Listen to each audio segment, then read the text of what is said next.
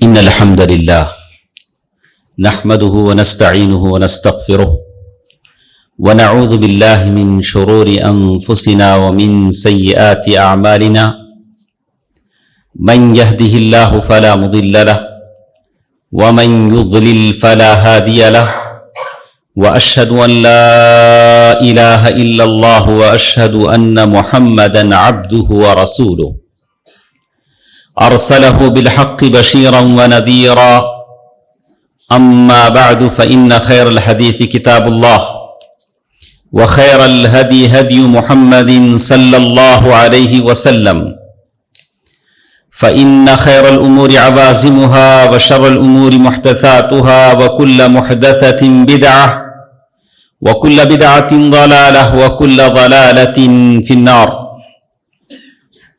فأعوذ بالله من الشيطان الرجيم بسم الله الرحمن الرحيم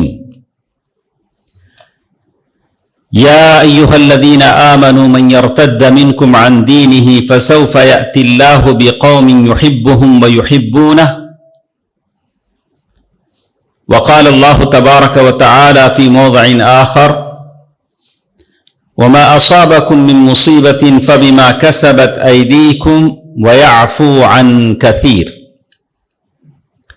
محترم حضرات، ماں اور بہنوں، چھوٹے بچوں، میں نے قرآن مجید کی دو مختلف آیتیں آپ کے سامنے پڑھی ہیں. پہلی آیت سورۃ المائدہ کی ہے، دوسری آیت سورۃ الشورى آیت نمبر 30 ہے. جمعے کے اس خطبے میں کچھ مختصر سی باتیں آپ کے سامنے رکھی جاتی ہیں، اور جمعے کا مقصد ہی ہوتا ہے کہ لوگ ہفتے میں ایک بار جمع ہوں اور جمعے کا ثواب حاصل کریں، اس لیے کہ جمعہ فرض عین ہے.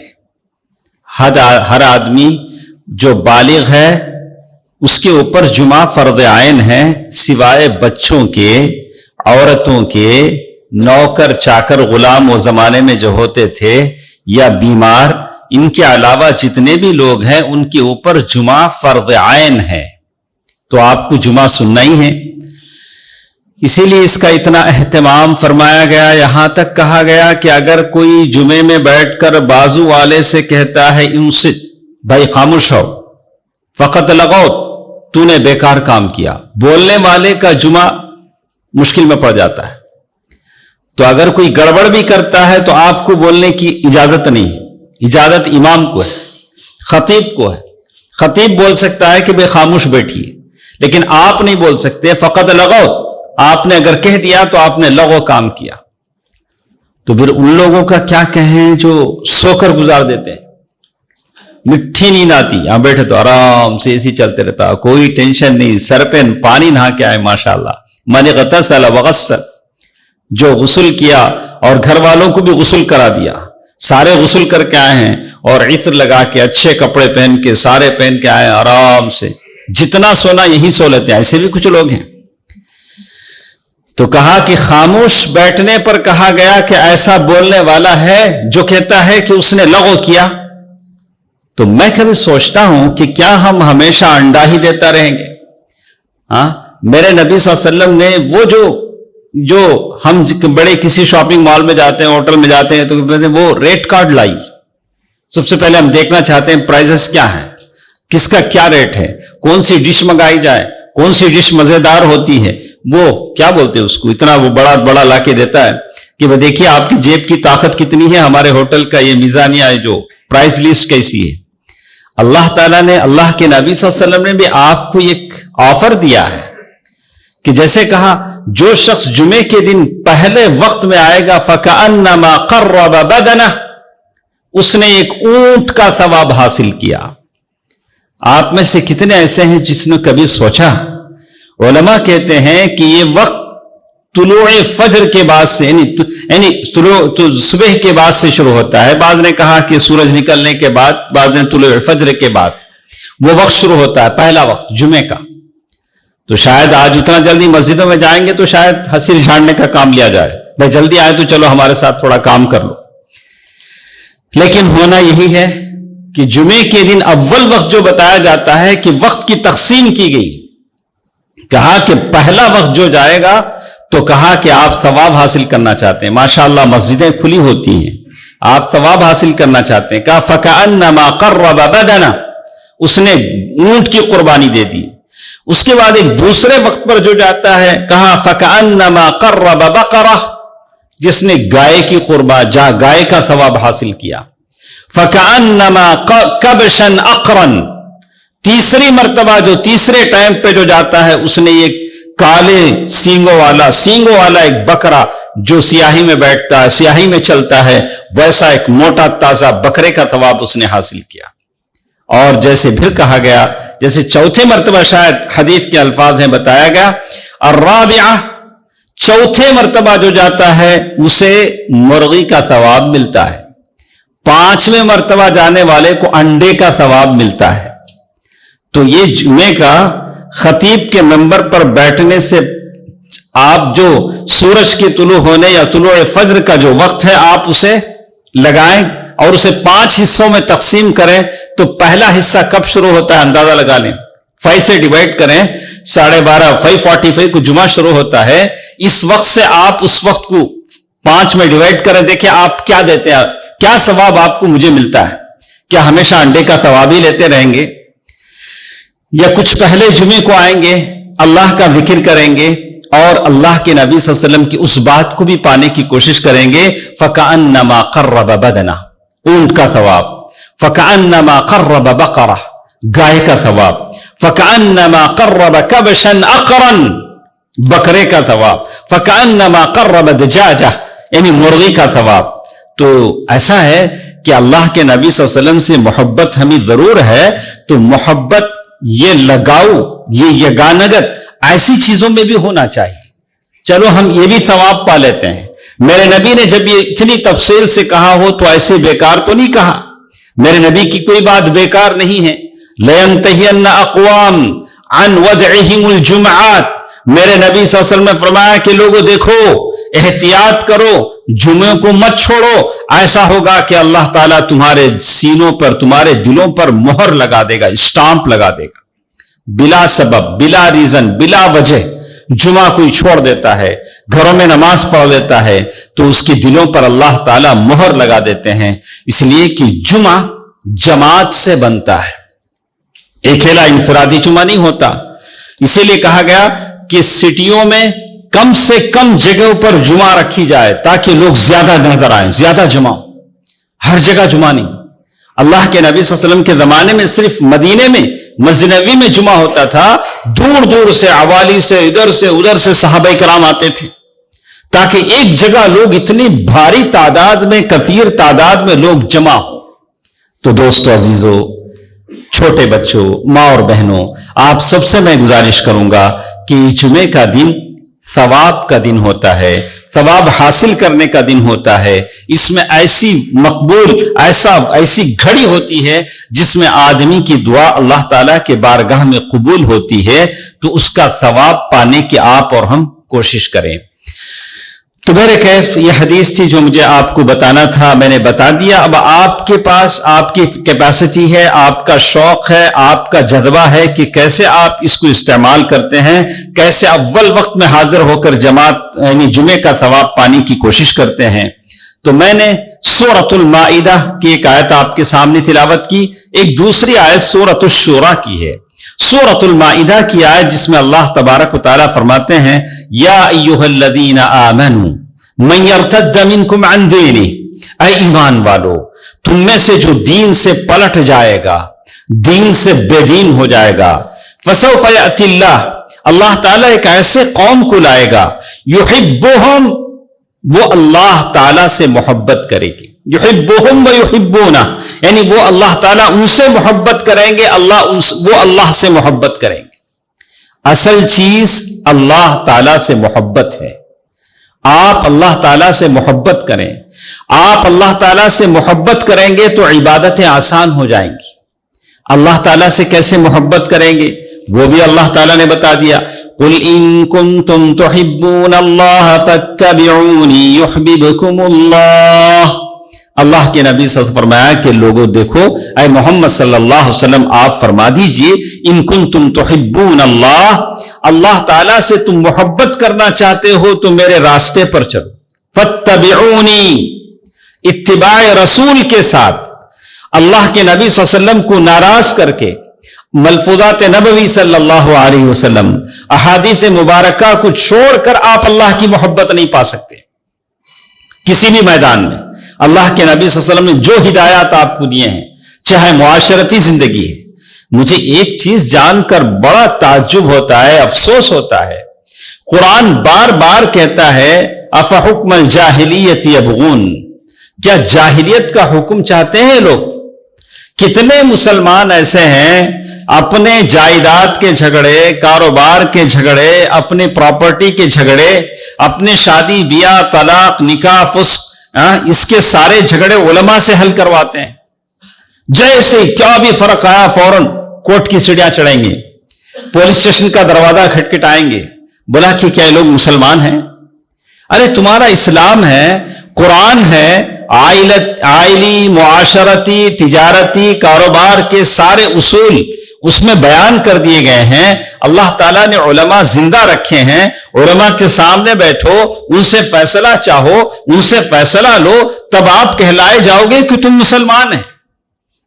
قل ان کنتم تحبون اللہ فاتبعونی، نہیں ان کو مزہ چکانا تو کیا کرنا؟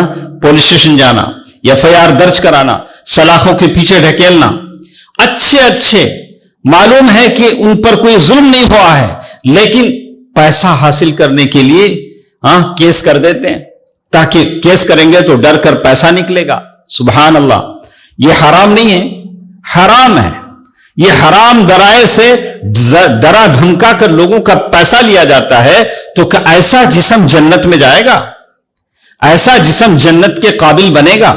دوستو عزیزو، قل ان کنتم تحبون اللہ فاتبعونی یحببکم اللہ، اللہ کے نبی صلی اللہ علیہ وسلم حدیث قدسی میں فرماتے ہیں مفترضت عبدی، میں نے جو بندے پر فرض کیے ہیں، بندہ جب نوافل پڑھتا ہے، فرض ادا کرتا ہے، تو وہ اللہ تعالیٰ کے قریب ہو جاتا ہے، اللہ تعالیٰ کا وہ محبوب بن جاتا ہے، اللہ تعالیٰ اس سے محبت کرنے لگتے ہیں۔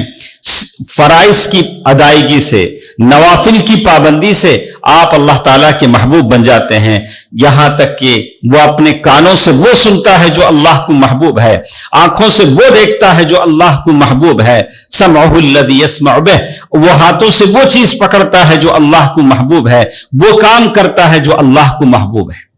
تو آیت میں یہی بتایا گیا اللہ تعالیٰ ایک ایسی قوم کو لائے گا جس سے اللہ تعالیٰ محبت کرتا ہے، وہ اللہ تعالیٰ سے محبت کرتے ہیں، یحبہم ویحبونہ۔ اور ایک پھر اللہ تعالیٰ آگے بڑھ کر کہتے ہیں کہ یہ قوم کے لوگ ایسے ہوں گے مومنوں کے لیے بڑے تواضع نرم مزاج کے ہوں گے، لیکن کافروں کے لیے بڑے سخت ہوں گے، کافروں کے حق میں ان کی رائے بڑی سخت ہوگی، یعنی کافروں کے تعلق سے یہ کوئی نرمی نہیں کریں گے، لیکن وہ کافر جو دین کے معاملے میں تم سے جھگڑتے ہیں، دین کے معاملے میں تم سے نفرت کرتے ہیں، دشمنی کرتے ہیں، ہر کافر سے دشمنی کرنے کا حکم اللہ تعالیٰ نے نہیں دیا ہے۔ تو دوستو عزیزو، یہ اللہ تعالیٰ کا وعدہ ہے کہ تم دین سے قریب ہو، دین کو اپناؤ، اللہ تعالیٰ تم سے محبت کرے گا۔ اللہ جن سے محبت کرتا ہے اسے ضائع ہونے نہیں دے گا، اللہ تعالیٰ اسے ضائع نہیں کرے گا، ظالموں، کافروں، جابروں کے حوالے اسے نہیں کرے گا۔ اللہ سبحانہ و تعالیٰ نے آگ سے ابراہیم علیہ السلام کو بچایا، اللہ تبارک و تعالیٰ نے دریا موجیں مارتے ہوئے سمندر سے موسیٰ علیہ السلام کو بچایا، فرعون کو اس میں ڈبویا۔ یہ اللہ تعالیٰ کا قانون ہے۔ بدر کے اس میدان میں فرشتوں کے ذریعے سے اللہ تعالیٰ نے اپنے نبی کی مدد کی، اللہ تعالیٰ تمہاری مدد کرے گا۔ دوستو عزیزو، میرے نوجوان ساتھیوں، میری آواز سننے والی ماں اور بہنوں، آج جن حالات سے ہم گزر رہے ہیں، ان حالات کو دیکھتے ہوئے ہم مسلمانوں کے دل میں ایک طرح کا خوف پنپ رہا ہے۔ مسلمانوں کا کیا ہوگا؟ مسلمانوں کا مستقبل کیا ہوگا؟ ہماری یہ مسجدیں، ہمارے مدرسے، بات پہلے مسجدوں تک تھی، مدرسوں تک تھی، اور اس کے بعد ہماری عبادات تک تھی۔ اب بات آگے بڑھ کر نبی اکرم صلی اللہ علیہ وسلم کی شخصیت تک چلے گی۔ سبحان اللہ، اللہ کے نبی صلی اللہ علیہ وسلم جن کی عفت، پاک دامنی کی گواہی دشمن دیتے ہیں۔ آپ کو معلوم ہے، میں نے شاید اس سے پہلے کبھی آپ کے سامنے کہا تھا، اللہ کے نبی صلی اللہ علیہ وسلم جب مکے میں دعوت کا آغاز کرتے ہیں تو لوگ کیسے کیسے آپ کو بولتے ہیں۔ کوئی کہتا ہے شاعر ہے، نتربص بہ ریب المنون، جیسے بہت سارے شاعر پہلے چلے گئے یہ بھی چلے جائیں گے، جی ذرا صبر کرو۔ کوئی کہتا مجنون ہیں، دیوانے ہیں، پاگل ہیں۔ اللہ تعالیٰ نے اس کا جواب دیا، ان تقوموا للہ مثنا وفرادا ثم تتفکروا ما بصاحبکم من جنہ۔ ارے کیسے باتیں کرتے ہو، کیسے باتیں کرتے ہو، دو دو تین تین آدمی مل کے کھڑو، سوچو، غور کرو کہ کیا محمد صلی اللہ علیہ وسلم پاگل ہو سکتے ہیں، دیوانے ہو سکتے ہیں؟ اللہ کے نبی صلی اللہ علیہ وسلم کی وہ فراست، وہ عقل جو اللہ تعالیٰ نے عطا کی تھی، جبریل نے آپ کے سینے کو دھویا تھا، چاک کیا تھا، جنت کے خزانوں کو لا کر آپ کے سینے میں بھر دیا تھا۔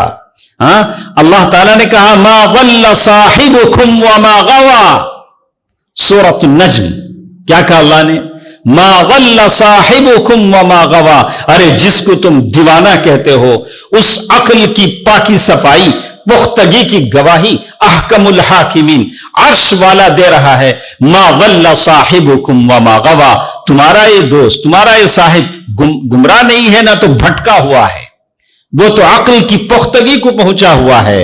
اللہ تعالیٰ نے انہیں بصیرت عطا کی، حکمت عطا کی، نبوت عطا کی، رسالت عطا کی۔ ایسے نبی کے تعلق سے کیسے تم کہتے ہو؟ کفار مکہ کا جواب دیا گیا، جو کبھی کسی نے کہا کہ یہ تو ساحر ہیں، جادوگر ہیں، اور اس کے تعلق سے کہا کہ ساحر ایسے ہیں، وہ سحر ان کا ہمیشہ کامیاب نہیں ہوتا۔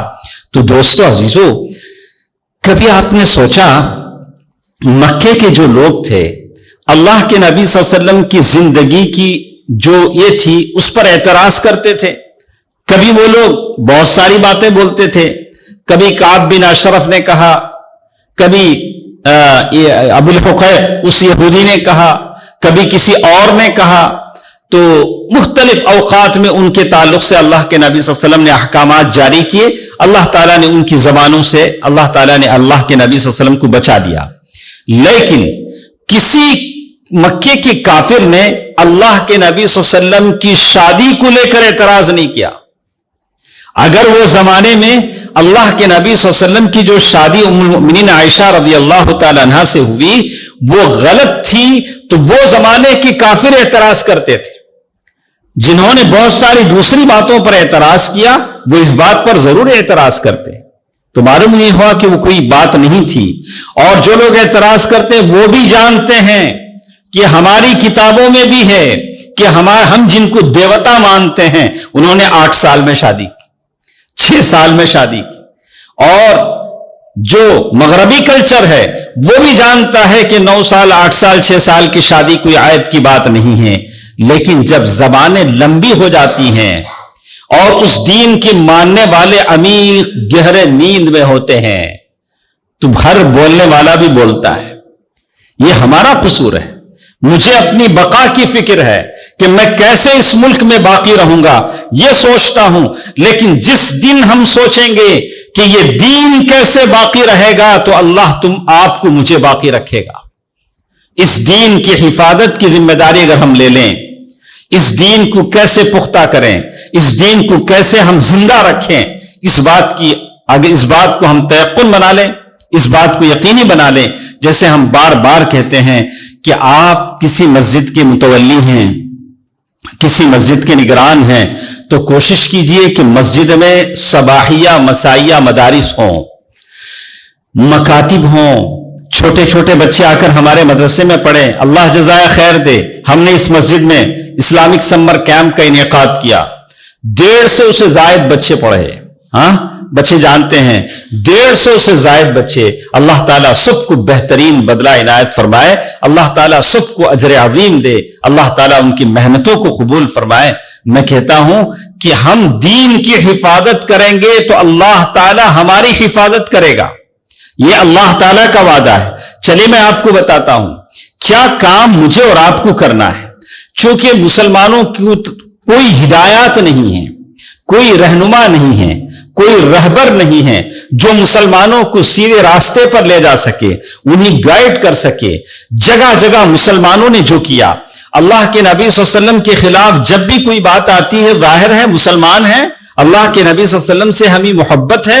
فدا کا ابی و امی, میرے ماں باپ آپ پر فدا ہوں, ہم اپنے جانوں سے, مالوں سے, عزتوں سے زیادہ اللہ کے نبی صلی اللہ علیہ وسلم کی عزت کی حفاظت کرتے ہیں. ناموس رسالت کا ہمیں خیال ہوتا ہے. لیکن کیا طریقہ ہوگا کہ ہم اپنائیں کہ ہمارا دین بچ جائے, ہمارے نبی صلی اللہ علیہ وسلم کی شخصیت بچ جائے اور اللہ کے نبی صلی اللہ علیہ وسلم کی شخصیت کی ہم حفاظت کریں. کیسے ہوگا؟ تو بتایا گیا کہ آپ اس کا ایک طریقہ کار یہ نہیں ہوتا کہ ہم سڑکوں پر نکل جائیں. تو میں تفصیل نہیں بتاؤں گا کہ سڑکوں پر نکلنے اور حکومت کی جو جائیداد اور املاک ہیں اسے نقصان پہنچانے کا, یا بعض جگہ یا نہ بھی پہنچائیں, بطور بہانہ پتھراؤ کے نام سے پتھر مارے گئے یا پراپرٹی کو نقصان پہنچایا گیا, اس نام سے مسلمانوں کا کتنا نقصان ہوا, کتنے بچے فائرنگ میں مارے گئے, کتنے بچے ابھی بھی جیل کے سلاخوں کے پیچھے ہیں, کتنے مسلمانوں کے گھر ڈھا دیے گئے, اس کا اندازہ آپ کو ہے. جو لوگ سوشل میڈیا دیکھتے ہیں, اخبار پڑھتے ہیں, آپ نے دیکھا کہ کتنے مسلمانوں کے گھر ڈھا دیے گئے. اس ملک میں احتجاج کس نے نہیں کیا؟ ہاں, گزشتہ 1 سال سے کسانوں نے کیا. کتنے کسانوں کے گھر بلڈوزر چلا دیے گئے؟ نہیں, کسی کسان کے گھر پر بلڈوزر نہیں چلا. ابھی بھی کل اور آج سے اگنی پت وہ ہو رہا ہے, ٹرینیں جلائی جا رہی ہیں. کسی مسلمان نے کوئی ٹرین جلایا؟ کسی مسلمان کی اس پروفٹ رو یعنی اللہ کے نبی صلی اللہ علیہ وسلم کی شخصیت کی اس میں جو بتائی گئی کوئی ٹرین جلی؟ العیاذ باللہ, یہ مسلمانوں کا کام نہیں ہے. مسلمان ایسا نہیں کر سکتے ہیں, مسلمان ایسا نہیں کر سکتے ہیں. لیکن سارے لوگ خاموش ہیں.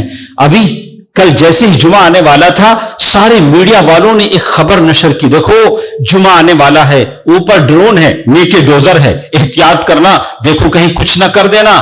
پہلے سے ایک ماحول بنایا گیا. ارے جمعہ ہمارا جمعہ ہے, سالوں سے جمعہ آ رہا ہے, ہم جمعہ کی عبادت کرتے آ رہے ہیں. کیا جمعہ اس لیے ہے کہ جمعہ کے دن مسلمان سڑکوں پر نکل جائیں گے؟ سڑکوں پر نکلنا یہ ہمارا طریقہ نہیں ہے, ہمارا طریقہ نہیں ہے. جو چیزیں لڑی جاتی ہیں قانون کو ساتھ لے کر لڑی جاتی ہیں, قانون کو ہاتھ میں لے کر نہیں لڑی جاتی. مسلمانوں کو یہ سمجھنا چاہیے کہ ہم قانون کو ساتھ لیں, قانون کی لڑائی لڑیں. بہت سارے میدان ہیں جہاں آپ قانون کی لڑائی لڑ سکتے ہیں. آپ کو حق ہے کہ نبی آخر الزمان صلی اللہ علیہ وسلم کی ناموس کی حفاظت آپ کریں, میں کروں, یہی میرا ایمان ہے. اگر اس کے خلاف اگر کچھ بولا جاتا ہے, آپ کی زبان سے, آپ کے قلم سے کچھ نہیں نکلتا ہے, تو ہمارا ایمان نامکمل ہے.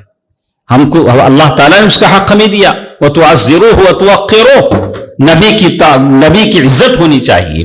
دوستو عزیزو, بات کہنے کی یہ ہے کہ میں آپ کو بتاتا ہوں کہ مجھے اور آپ کو کرنا کیا ہے.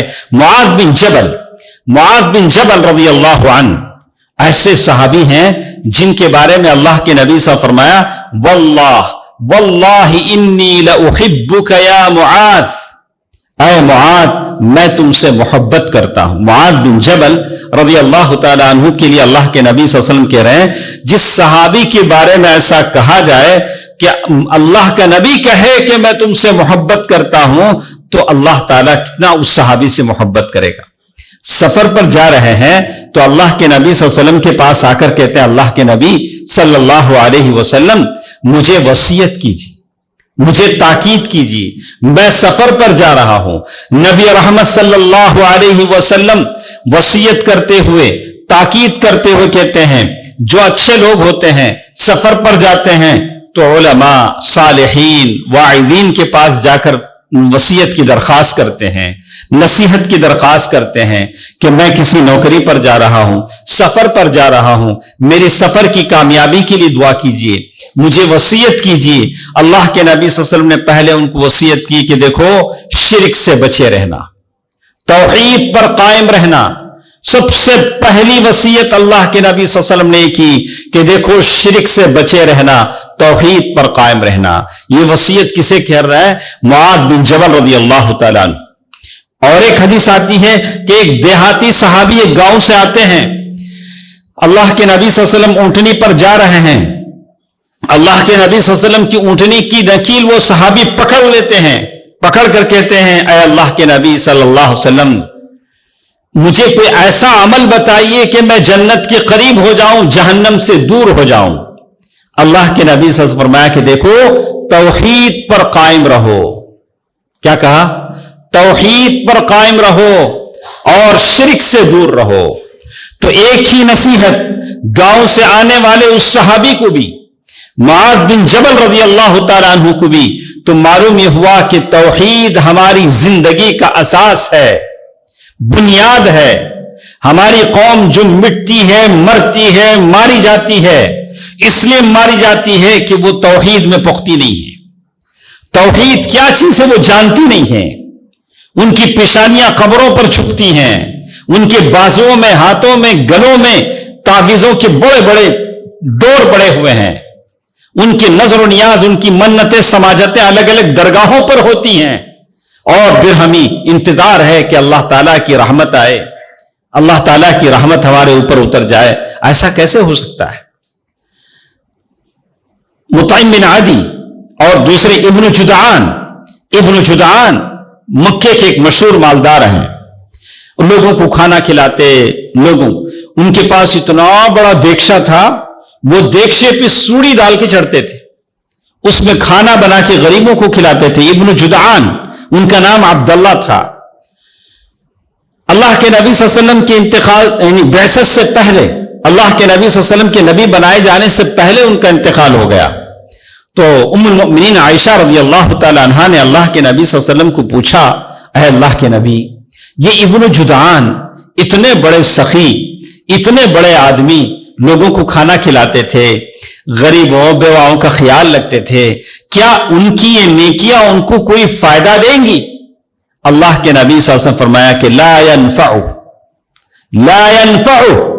उनको ये नेकियां फायदा नहीं देंगी, इसलिए कि उन्होंने किसी दिन ये नहीं कहा रब्बिग़फिरली खतीअती यौमद्दीन, या अल्लाह क़यामत के दिन मेरे गलतियों को माफ फरमा। वो तौहीद पर उनका ईमान नहीं था, उनकी वो बड़ी बड़ी नेकियां अकारत चली जाएंगी। आज हम देखते हैं कितने बड़े बड़े क्लब हैं, आंखों का ऑपरेशन करते हैं, बाईपास सर्जरी करते हैं, गरीबों को चश्मे दिलाते हैं, इतने बड़े बड़े नेक काम करते हैं, लेकिन तौहीद उनके पास नहीं होता, ईमान उनके पास नहीं होता, जिसकी वजह से सारे अमाल अकारत जाते हैं और दुश्मनों पर हमारी पकड़ नरम हो जाती है।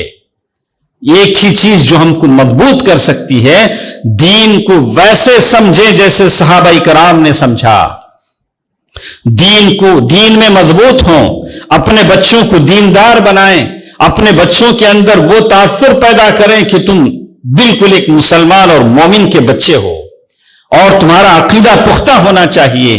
तो दोस्तों अजीजों, अल्लाह के नबी सल्लल्लाहु अलैहि वसल्लम के पास मुआद बिन जबल रज़ी अल्लाह तआला अन्हु जाते हैं, पूछते हैं अल्लाह के नबी सल्लल्लाहु अलैहि वसल्लम मुझे वसीयत कीजिए। तो अल्लाह के नबी सल्लल्लाहु अलैहि वसल्लम ने जब पहले बार शिर्क से बचने की ताकीद की, फिर कहा अल्लाह के नबी सल्लल्लाहु अलैहि वसल्लम और कुछ बोलिए। अल्लाह के नबी से फरमाया कि इस्तकिम, कहा कि देखो साबित कदम रहो, दीन पर साबित कदम रहो, वलयुहसिन खुल्क़क, अपने अखलाक को अच्छे रखो। तो इस मौके पर जितने लोग मेरी बात सुन रहे हैं, मेरी मां और बहनों से, मेरे छोटे बच्चों से और मेरे बुजुर्गों से, यही दो बातें मैं अल्लाह के नबी की कहूंगा कि मैं और आप दीन पर साबित कदम रहें, डगमगाए नहीं, हमारे पाए सबात में लग़ज़िश ना आए, हम कांपे नहीं, थर्राए नहीं, कोई हमारा कुछ नहीं बिगाड़ सकता। हम मुसलमान हैं जो फौलाद से लड़ जाते हैं, بحر ظلمات میں دوڑا دیے گھوڑے ہم نے. ہماری ایک تاریخ ہے, اتہاس ہے کہ ہم دشمن سے کبھی ڈرے نہیں, اپنے دین میں ثابت قدم رہیں. وَلْيُحْسِنْ خُلْقَكَ, ساتھ ساتھ بتایا کہ اپنے کیریکٹر کو اچھا بنائے, اپنے کیریکٹر کو اچھا بنائے. مجھے بڑے افسوس کے ساتھ کہنا پڑتا ہے کہ معمولی ایک مثال آپ کو دیتا ہوں, کوئی بھی چیز بک کرتا ہوں, کوئی دوسری قوم کا ہوتا ہے, سیدھے گاڑی لا کے ٹھہرا دیتا, وہ ہمارا کوئی اپنا ہوتا ہے, اچھا کیش میں دیں گے, کہاں آنا, 1000 سوال کرے گا, اس کے بعد کینسل کر دے گا. مجھے بڑا تعجب ہوتا ہے. ہاں, کسی اور سے ہم کام لینا چاہتے, مسلمان ہیں, مسلمان اپنے معاملے میں پختہ ہونا چاہیے. معمولی ایک کام کرنے والا مسلمان ہے, یا الیکٹریشین ہے, اے سی ریپیرر ہے, یا کوئی اور کام کرتا ہے, مسلمان ہے, ارے اس سے اپنے عمیل کے ساتھ جس کا کام کر رہا ہے کیسے پرفیکٹ ہونا چاہیے. وَلْيُحْسِنْ خُلْقَكَ, آپ ایک بیپاری ہیں, ٹریڈر ہیں, آپ کام کرتے ہیں, کہیں مزدور ہیں, تو اپنے اخلاق کو اچھا کیجیے, غیروں پر اپنے اخلاق کا برتاؤ اچھا ڈالیے. کیسے آپ سلوک کرتے ہیں؟ وَلْيُحْسِنْ خُلْقَكَ, یہ آپ کا سب سے بڑا ہتھیار ہے. آپ اپنے اخلاق سے لوگوں کو اپنی طرف کھینچیے, بتائیے کہ میں مسلمان ہوں. آپ کی ایمانداری, دیانتداری, ایسا بھی سننے میں آتا ہے کتنے ایسے مسلمان ہیں, انہوں نے ایسی مثالیں قائم کی کہ عقل حیران رہ جاتی ہیں, معلوم ہوتا ہے کہ یہ مسلمان ہے, اس کے اخلاق ہے. دوستو عزیزو, یہ 2 باتیں آپ اپنے پاس رکھیں. میرے نبی صلی اللہ علیہ وسلم نے کہا کہ ایک دین پر ثابت قدم رہیے, اور دوسرا اپنے اخلاق کو اچھا بنائیے. یہ آج کے زمانے میں ہمارے ہتھیار ہیں تاکہ ہم دوسروں پر اچھی طرح اثر انداز ہوں, ہمارا دین پنپے, اللہ تعالیٰ کی خاص رحمتیں ہمارے اوپر نازل ہوں. اللہ تعالیٰ عالم اسلام کے سارے مسلمانوں کی حفاظت فرمائے. اللہ تعالیٰ مسلمانوں میں حسن اخلاق عطا فرمائے. یا الہ العالمین, جو مسلمان پریشان ہیں, ظالموں کے شکنجوں میں ہیں, قیدوں میں ہیں, اور سلاخوں کے پیچھے ہیں, یا اللہ ان تمام کو آزاد کروانے کی وسائل فرما. یا اللہ ان تمام کو ان کے شکنجوں سے آزاد فرما. یا اللہ تو رحیم ہے, کریم ہے. یا اللہ تمام مسلمانوں پر رحم و کرم فرما, عفو درگزر فرما. یا اللہ جو مسلمان پریشان ہیں, تنگ دست ہیں, غریب ہیں, فقر و فاقہ میں ہیں, یا اللہ ان کو اپنے رحمت کے خزانے سے عطا فرما. یا اللہ جو لوگ بیمار ہیں, اپنی بیماریوں سے تڑپ رہے ہیں, یا اللہ ان تمام کو شفا عطا فرما. یا اللہ تو شافی ہے, تیرے رحمت کے خزانوں میں کوئی کمی نہیں ہے. یا اللہ ہمیں مانگنے کا ڈھنگ اور سلیقہ عطا فرما. یا اللہ جو چیزیں ہمارے لیے مفید ہیں وہ تمام چیزیں عطا فرما. یا اللہ ہم تمام کے مرحومین کی مغفرت فرما. آمین. صدق اللہ العلی العظیم. ونفعني وإياكم بالآيات والذكر الحكيم. إنه تعالى جواد ملك كريم بر رؤوف رحيم.